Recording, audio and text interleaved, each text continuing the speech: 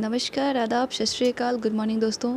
तो दोस्तों, बातचीत की इस श्रृंखला में आज हम बात करने जा रहे हैं हमारे प्यारे भारत के संसद भवन के बारे में। जी हाँ दोस्तों, बिल्कुल सही सुना आपने। आज हम बात करने जा रहे हैं हमारे नए संसद भवन सेंट्रल विस्टा के बारे में। सेंट्रल विस्टा, ये नाम सुनते ही आप अचानक से ये सोच सकते हैं कि हमारे संसद भवन का नाम सेंट्रल विस्टा ही क्यों है, वो भी इस दौर में जब हमारे देश में एक स्वघोषित राष्ट्रवादी की सरकार है और वो भी पूर्ण बहुमत से। एक स्वघोषित राष्ट्रवादी सरकार कहने का सीधा अर्थ आप कुछ यूँ समझिए कि 2014 के बाद हमारे देश में राष्ट्रीयता और भारतीयता को लेकर एक ऐसा नव जागरण हुआ है। जी हाँ दोस्तों, मैं फिर से रिपीट करती हूँ, मैंने कहा एक स्वघोषित राष्ट्रवादी सरकार।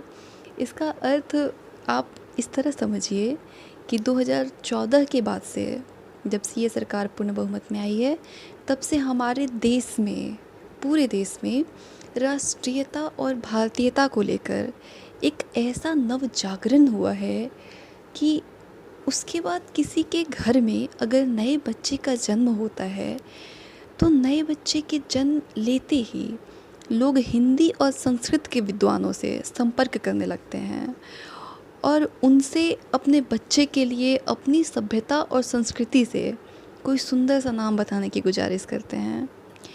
तो लोग जब अपने बच्चों के नाम को लेकर इतनी संवेदनशील हैं, तो सरकार संसद भवन के नाम को अंग्रेज़ों के ज़माने वाला नाम क्यों रखना चाहती है?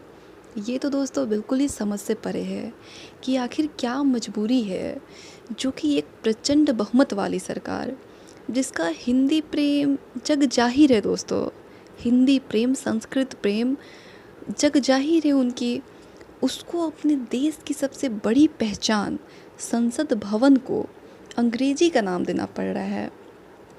क्या इससे हम यह मानकर चलें कि हमारी हिंदी या संस्कृत के शब्दकोश में शब्दों की कमी हो गई है, या संस्कृत और हिंदी आज इतनी संपन्न नहीं रही कि वो देश की संसद को एक नाम दे सके?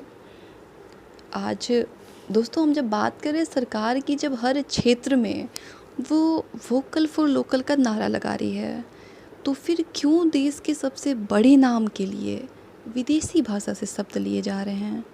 क्या भाषा के क्षेत्र में वोकल फॉर लोकल नहीं होना चाहिए?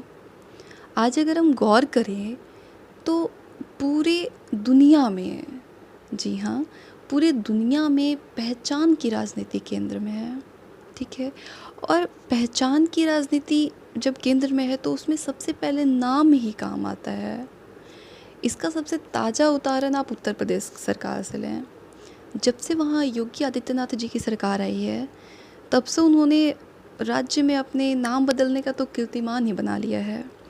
बात चाहे मुगल सराय जंक्शन की हो, इलाहाबाद की हो, या फिर फैजाबाद की। लेकिन आज जब दिल्ली में देश की सबसे बड़ी पहचान बदली जा रही है, तो अफसोस कि उसके नामकरण में कहीं भी भारतीयता नहीं दिख रही है।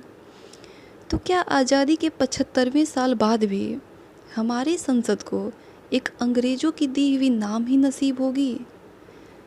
बात चाहे जो भी हो, उपाय तो अगर हम गौर से देखें तो अगर सरकार सही मायने में दोस्तों औपनिवेशिकता की पहचान से मुक्त होकर भारतीयता और राष्ट्रीयता की ओर बढ़ना चाहती है, तो हमारे संसद भवन के लिए अपनी सभ्यता और संस्कृति से एक नाम ढूंढना होगा, जिससे यह इमारत जो है वो सिर्फ एक ख़ास समय के निजी महत्वाकांक्षा ना साबित हो, बल्कि हमारे प्यारे भारत की विविधता में एकता वाली भारतीय संस्कृति की स्मृति का एक स्मारक बन सके।